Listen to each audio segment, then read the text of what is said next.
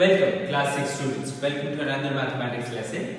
As like a previous video, in this video we should also do a revision for the half yearly examinations. I hope you have listened well to the last video, if you have watched the video well, and hope you are practicing mathematics at home. Let us start with this topic for today. The first topic for today will be the chapter Factors and Multiples.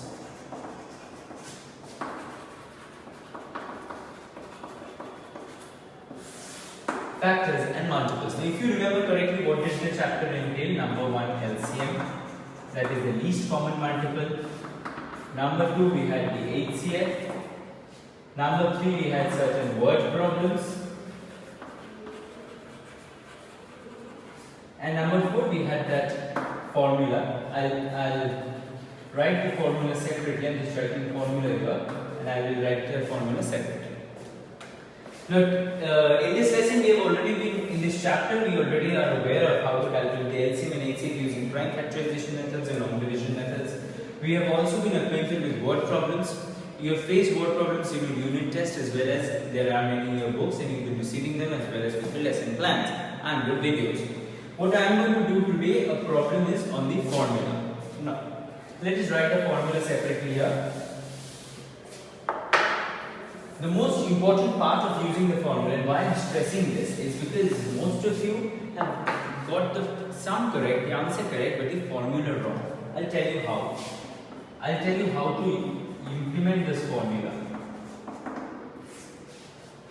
What is the formula? The formula is HCF into LCM is equal to product of two numbers. HCF into LCM is equal to the product of two numbers. You have to write this formula. It is very much compulsory whenever you are attempting these sums. You have to write this formula. Without this formula, this sum is invalid. How you are getting the answer, how you are doing the formula, we don't know. You have to write it out. Say for example, when we have been asked to calculate the HCF, you can directly write the formula like this: product of two numbers divided by their LCM. You can write this. When we have been asked to find out the LCM, you can directly write this formula divided by the HCF. We can write this. There is no problem. But either or version of this formula, it has to be present in your answer. Let us do an example with this formula. Say we have been asked that our first number given is 210. Our second number given is 390. And what is given with it? The LCM is given. What is the LCM? The LCM is 2730. The LCM is 2730. We have to calculate obviously what is left, the HCF. So therefore, applying the formula, we have HCF is equal to product of two numbers divided by their LCM. Okay, I am doing it here. So therefore, HCF equal to, what is the product? How will the product look like? 210 into 390 divided by 2730. You will first calculate the product if you do not know division properly. If you know how the numbers in the numerator and denominator cancels out individually, then you can easily do it.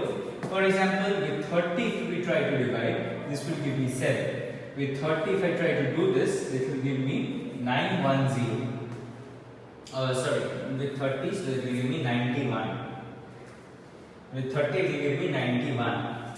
With 7 it will give me 13. And with 13, 390 gives 30. So therefore the HCF will be 30. You can also do the product first and use normal division methods to solve this sum. Any method will be equally correct. Just whether the formula is correct and your working is shown correctly. Any formula that you use that is the correct formula is correct.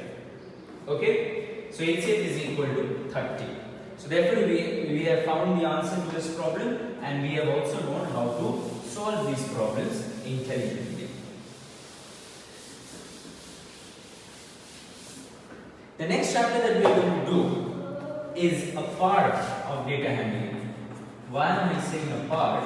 It's because since I am doing it on the blackboard, it is not possible for me to show how to draw a bar graph. As you know, for the chapter of data handling, only up to bar graph it is there. What it entails I have already discussed in the last video. So data handling, what we are going to do today is just the mean or average. What do we have in the average chapter? Say I am dealing with a question.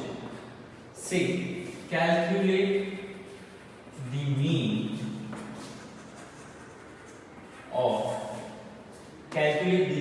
of first 4 even multiples of, calculate the mean of first 4 even multiples of, say we do 4. First 4 even multiples. Now, since 4 is up to, let's say 3. 3 is an odd number, so first we need to calculate, first we need to know what are the first 4 even multiples. The first even multiple is 6, the second even multiple is 12, the third even multiple is 18, and the fourth even multiple is 24. So what are the 4 numbers? These are the first 4 even multiples, 6, 12, 18 and 24. Why? Because the first even number is 2, the second even number is 4, the third even number is 6, and the fourth even number is 8. So therefore 3 into 2, 6, 3 into 4, 12, 3 into 6, 18, and 3 into 8, 24. So we have 4 even numbers. Now what is the formula of mean if you remember? Mean is just the addition of the numbers divided by the number of numbers that we are considering. So therefore 6 plus 12 plus 18 plus 24 divided by 4. 6 plus 18 plus 12 plus 24 divided by 4. Now if we do this addition, what do we get? 6 plus 12 is 18, 18 plus 18 is 36, 36 plus 24 is 60. So 60 divided by 4 is 15. So the answer, the mean is 15. Okay, so what will be the answer? The mean is 15. 1, 5, 15. Now, it may not be so that this mean will be an answer to these, that is it can be found, it has to be one of these 4. No, it does not necessarily mean that. There is no limit as to what the mean can be. There is no rule as to what the mean can be, but we know that this is the formula and this is how we are going to approach it. I hope you have understood how we are going to approach. Instead of mean, you may find written average. So do not get confused if you find written average. They mean the same thing. Okay, this is how we are going to do the problems. Please look forward to more videos. I hope you've practiced well enough. I hope you have been going through the lesson plans. Let's see. Stay safe. Thank you, students.